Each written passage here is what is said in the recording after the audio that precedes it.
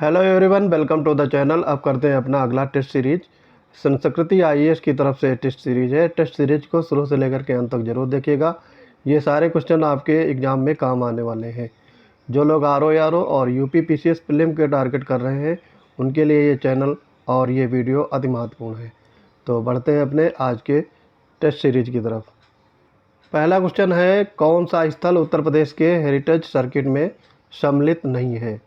तो ये आपका होगा श्रृंगवेरपुर। बी पार्ट यहाँ पे करेक्ट हो जाएगा। कालिंजर मेला ये आपका बांदा में है, ये ध्यान रखेंगे। मगहर धाम संत कबीर नगर, यहाँ पर संत कबीर ने मृत्यु हुई थी, यहाँ पे उनको दफनाया गया था, जो भी कह सकते हैं। चौरी चौरा कांड ये आपका हुआ था गोरखपुर में। ये सारे जगह याद रखेंगे। आगे बढ़ेंगे। बरुआ सागर झील स्थित है, पूछा गया है किस जनपद में है ये? तो ये झांसी में है। सी पार्ट करेक्ट हो जाएगा।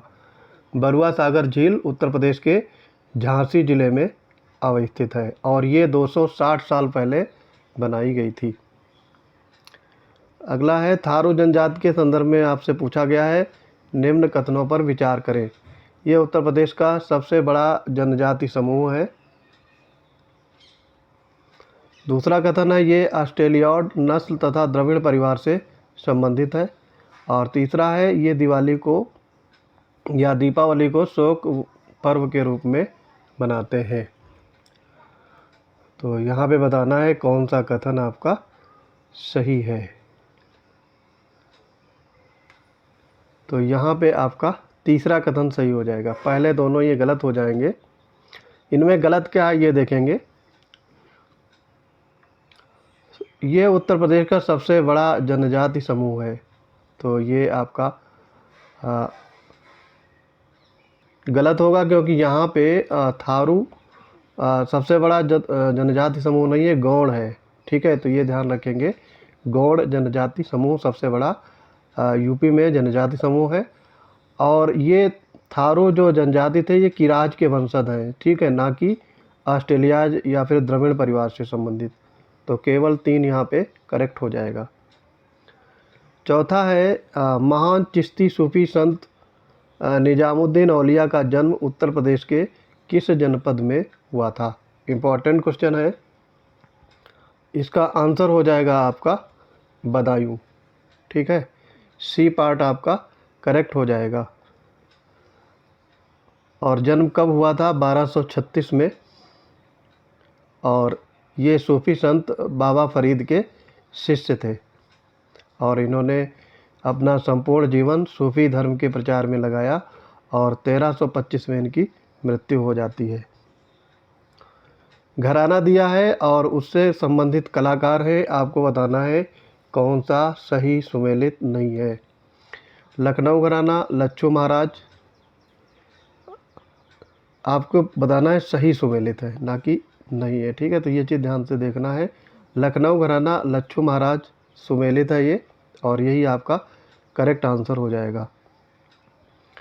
आगरा घराना किशन महाराज, ये गलत है। बाकी ये तीनों गलत हो जाएंगे आपके।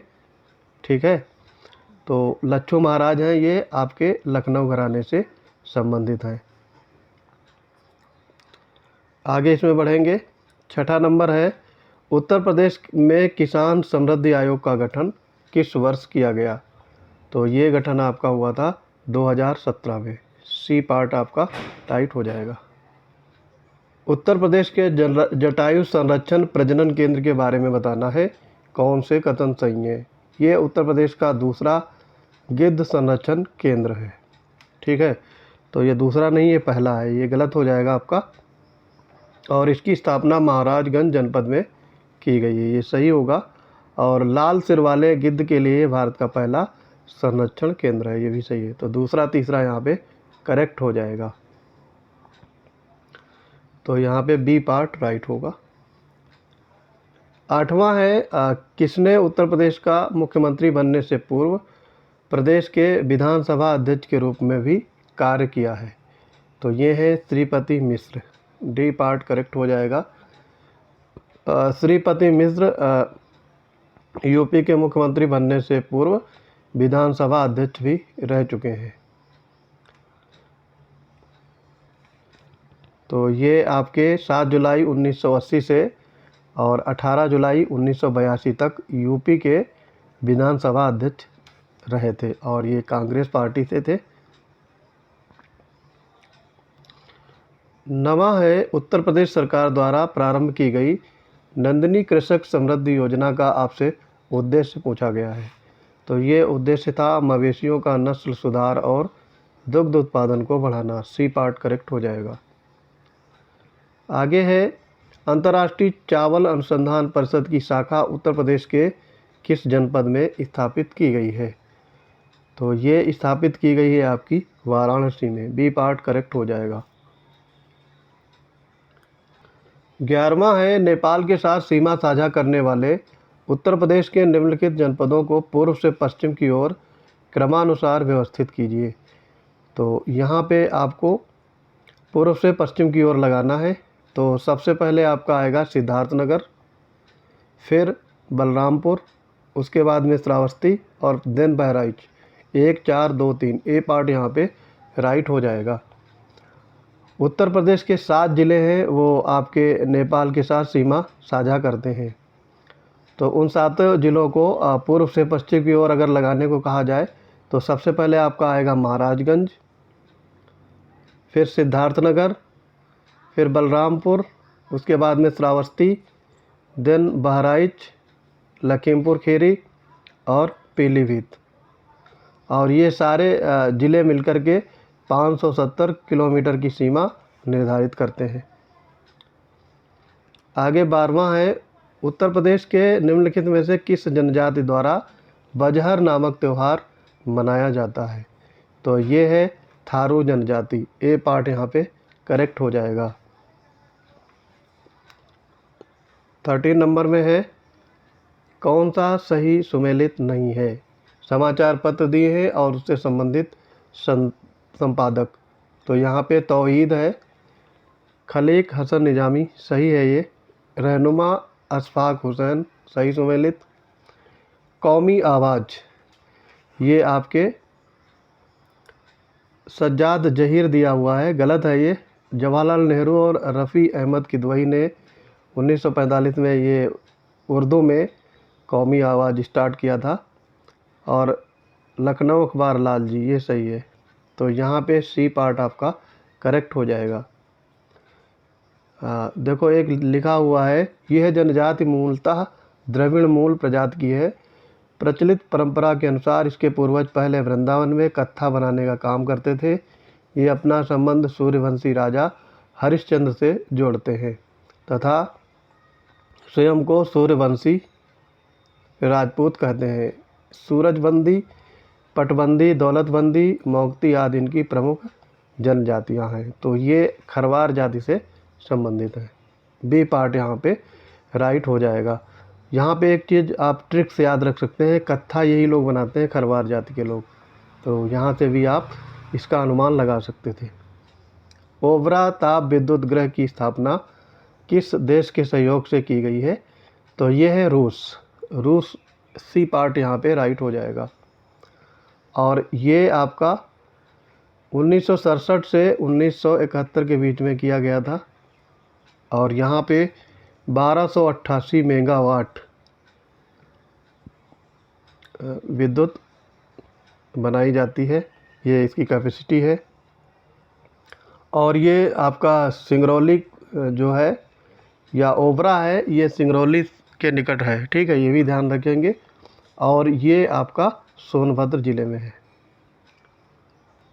16 नंबर देखेंगे, किस परियोजना का मुख्य उद्देश्य कानपुर नगर को पेयजल उपलब्ध कराना है? तो ये है आपका Lavkush barrage. B part correct हो जाएगा। अच्छा, गोकुल बैराज ये आपका उत्तर प्रदेश में मथुरा और गोकुल के मध्य यमुना नदी पर लोअर स्ट्रीम बनाया गया है। और दूसरा आपका ऑप्शन है कचनौदा बांध परियोजना, ये ललितपुर ज़िले में बनाई गई है। और कुंटा बांध परियोजना ये आपका रैपुरा ग्राम चित्रकूट के पास स्थित है। तो ये सारे याद रखेंगे। उत्तर प्रदेश पंचायती राज व्यवस्था के संदर्भ में पूछा गया है, कौन से कथन सही हैं। तो यहाँ पे देखो, इसकी परिकल्पना ज़मीनी स्तर पर लोकतंत्र के माध्यम से ग्रामीण विकास को गति देने के लिए की गई है, सही है ये। और राज्य सरकार द्वारा वर्ष 1995 में विकेंद्रीकरण और प्रशासनिक सुधार आयोग का गठन किया गया, ये भी सही है। तो यहाँ पे दोनों सही हो जाएंगे, सी पार्ट राइट होगा। राष्ट्रीय जालमा कुष्ठ रोग संस्थान पूछा गया है, किस जनपद में स्थित है। तो ये है आपका आगरा में, ए पार्ट करेक्ट हो जाएगा। 19 नंबर में देखेंगे, किस वर्ष उत्तर प्रदेश के सभी कार्यालयों में राजभाषा हिंदी को अनिवार्य कर दिया गया था। तो ये आपका किया गया था 1968 में, डी पार्ट करेक्ट हो जाएगा। और 20वां में दिया है, कौन से स्तूप उत्तर प्रदेश में स्थित है। चौखंडी स्तूप, रामभर स्तूप, धर्मराज का स्तूप, पिपरावा स्तूप। तो ये चारों आपके उत्तर प्रदेश में अवस्थित हैं। तो यहाँ पे डी पार्ट करेक्ट हो जाएगा। देखो, चौखंडी स्तूप है ये आपका सारनाथ में है, ठीक है। रामभर स्तूप ये कुशीनगर जिले में है। धर्मराज का स्तूप ये भी सारनाथ में है। और पिपरवा स्तूप ये आपका सिद्धार्थनगर जिले के नौगढ़ रेलवे स्टेशन के पास है ये। 21 नंबर देखेंगे, वर्ष 2011 की जनगणना के अनुसार राज्यों का जनघनत्व के आधार पर सही आरोही क्रम आपको बताना है, असेंडिंग आर्डर बताना है इसमें। तो सबसे पहले आपका आएगा अरुणाचल प्रदेश, मिजोरम, सिक्किम, हिमाचल प्रदेश। तो बी पार्ट यहाँ पे करेक्ट हो जाएगा। आगे बढ़ेंगे, 2011 की जनगणना के अनुसार किस राज्य की दशकीय जनसंख्या वृद्धि दर ऋणात्मक रही है। जो लोग ये टेस्ट सीरीज देख रहे हैं उनसे एक सजेशन है कि आप अपना जो जनसंख्या या जनगणना वाला वीडियो देखना चाहते हैं तो प्लेलिस्ट में जाकर के देख सकते हैं। वहाँ पे एक कंप्लीट वीडियो मैंने डाला है जनगणना से रिलेटेड 2011 के सेंसस से। तो वहाँ ये सारे डेटा दिए गए हैं, देख सकते हैं। तो यहाँ पे सी पार्ट आपका होगा नागालैंड। यहाँ पे जो साक्षरता दर की वृद्धि दर ये ऋणात्मक रही थी, ठीक है। और ये कितनी ऋणात्मक थी, तो -0.58, ठीक है, ये प्रतिशत में थी। आगे देखेंगे, 2011 की जनगणना के अनुसार किस राज्य केंद्र शासित प्रदेश में शिशु लिंगानुपात सर्वाधिक है। तो ये है आपका Arunachal Pradesh, B part correct हो जाएगा। 24 में देखेंगे, आपको सूची 1 को सूची 2 से मिलान करना है। राज्य दिए गए हैं और उनसे संबंधित साक्षरता दर दी गई है, तो मैच कराइएगा।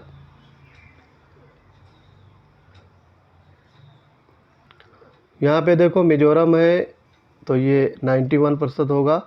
गोवा है आपका 88.7, हिमाचल प्रदेश 82.8 और त्रिपुरा 87.2। तो 1, 2, 4, 3 ये आपका सही कोट होगा। तो यहाँ पे सी पार्ट राइट हो जाएगा। वर्ष 2011 की जनगणना के अनुसार वर्ष 2001 की तुलना में वर्ष 2011 में भारत के शिशु लिंगानुपात में कितने अंकों का परिवर्तन देखने को मिला है। तो ये आपके परिवर्तन है, 8 अंकों की कमी हो गई है। ए पार्ट यहाँ पे करेक्ट हो गया। 2011 में 0 से 6 बच्चों का लिंगानुपात 919, जो कि 2001 में आपका 927 था। तो 8 अंकों की कमी हो गई। 2011 की जनगणना के अनुसार किस राज्य में ग्रामीण जनसंख्या का प्रतिशत न्यूनतम है। तो ये आपका होगा गोवा, बी पार्ट करेक्ट होगा। गोवा में ग्रामीण लोग कम हैं, शहरी लोग ज़्यादा हैं, तो ये ध्यान रखेंगे। और अगर आपसे पूछा जाए न्यूनतम ग्रामीण जनसंख्या वाले राज्य, प्रतिशत जनसंख्या वाले राज्य, तो सबसे पहले गोवा आएगा, फिर मिजोरम, तमिलनाडु, केरल। ये आपके 4 राज्य हैं, तो ये ध्यान रखेंगे। आगे बढ़ेंगे, इसमें 27 नंबर में है 2011 की जनगणना के अनुसार राज्यों की जनसंख्या के आधार पर आरोही क्रम में व्यवस्थित करना है आपको। मिजोरम, सिक्किम, नागालैंड, अरुणाचल प्रदेश, ये 4 राज्य दिए गए हैं। तो सिक्किम की आपकी कुल आबादी है 5,40,000 और 493। मिजोरम की कुल आबादी 10,97,206। नागालैंड की 19,78,502 और अरुणाचल प्रदेश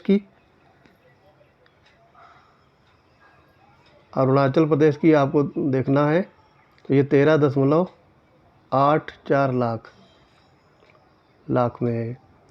तो यहाँ पे सबसे पहले आएगा सिक्किम, फिर Mizoram, Arunachal Pradesh, Nagaland. 2, 1, 4, 3 D part correct हो जाएगा। स्वतंत्रता के पश्चात आपको बताना है किस दशक में भारत की 10 की जनसंख्या वृद्धि दर सर्वाधिक थी। तो ये आपका हो जाएगा 1961 से 71 के बीच में। यहाँ पे जनसंख्या विस्फोट हुआ था। ठीक है, तो बी पार्ट करेक्ट हो जाएगा। 2011 के जनगणना के अनुसार किस राज्य में स्त्री पुरुष साक्षरता अंतर सर्वाधिक है। तो ये आपका राज्य होगा राजस्थान। ए पार्ट यहाँ पे करेक्ट हो जाएगा।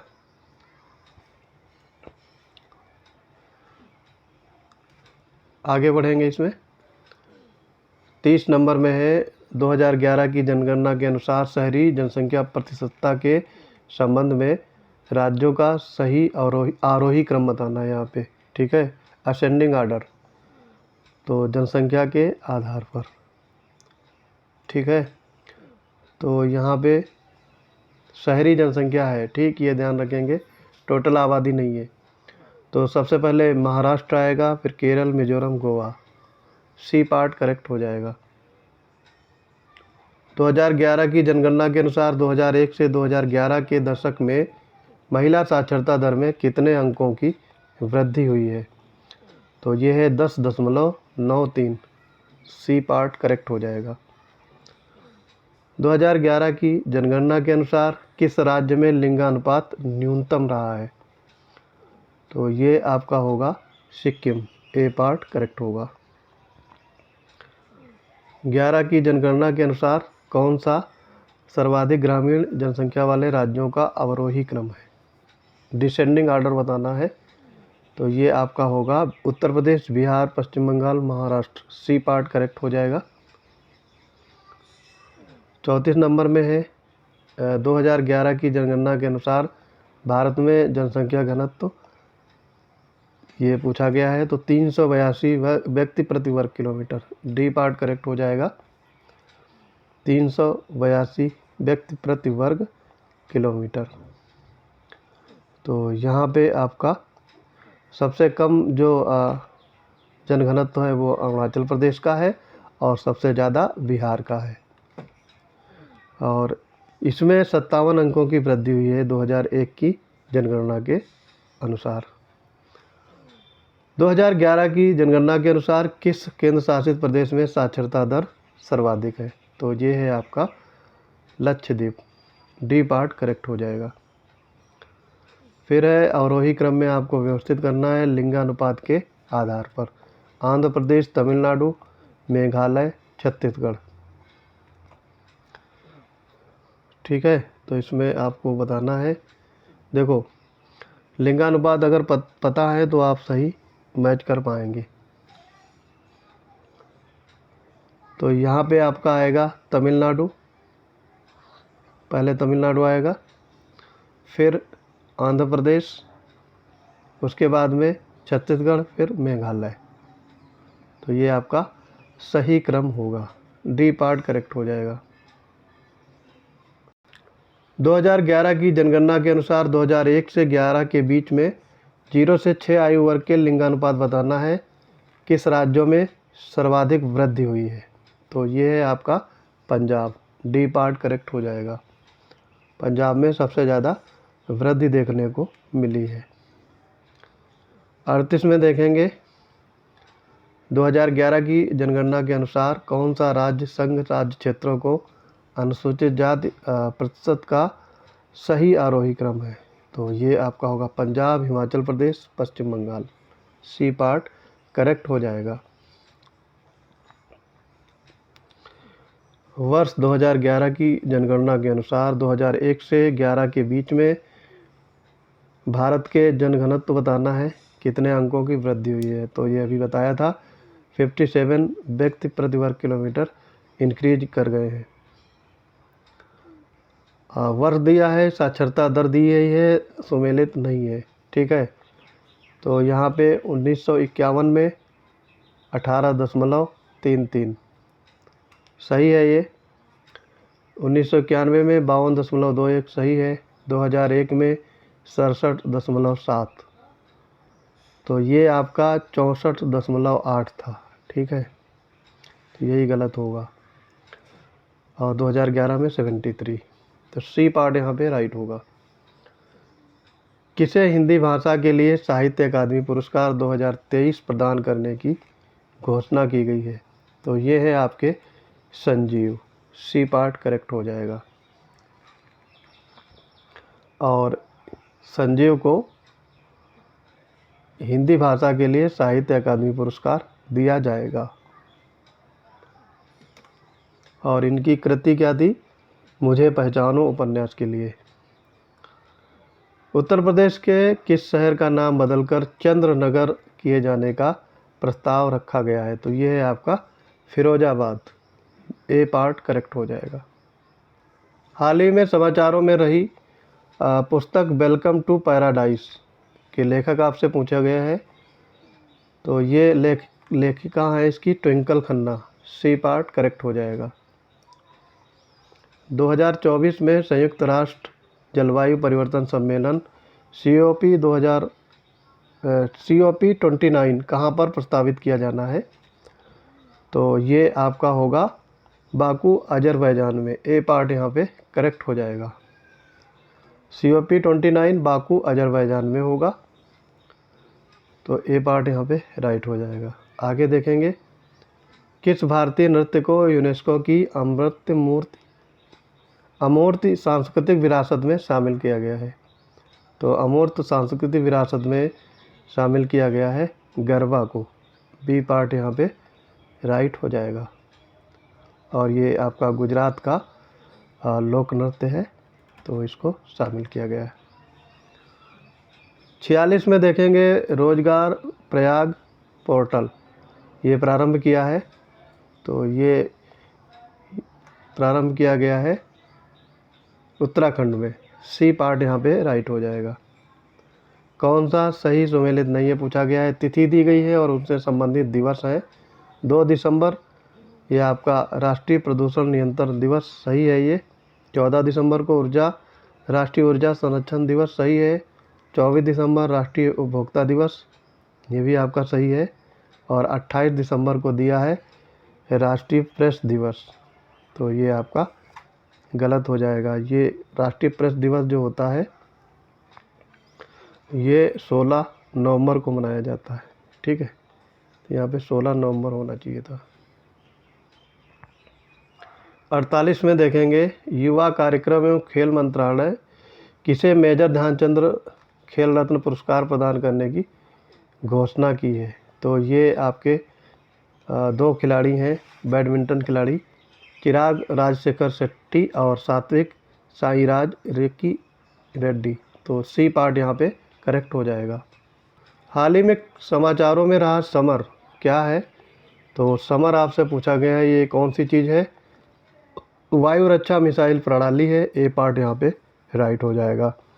समर का फुल फॉर्म है SAMAR surface to air missile for assured retaliation, ठीक है। तो ये समर एक छोटी दूरी की वायु रक्षा प्रणाली है जो रूसी मूल की विम्पेल R-73 और R-27 हवा से हवा में मार करने वाली मिसाइलों का उपयोग करती है। तो यहाँ पे ए पार्ट राइट हो जाएगा। और आज का अंतिम क्वेश्चन देखेंगे 50वां। कौन भारतीय नौसेना में युद्धपोत की कमान संभालने वाली पहली महिला अधिकारी बनी है। तो ये होगा आपका प्रेरणा देवस्थली, बी पार्ट करेक्ट हो जाएगा। और इनका संबंध गाज़ियाबाद ज़िले से है। तो आई होप ये वीडियो आपको पसंद आया होगा। मिलते हैं अपने अगली टेस्ट सीरीज़ में। चैनल को ज़्यादा से ज़्यादा शेयर करिए। जय हिंद।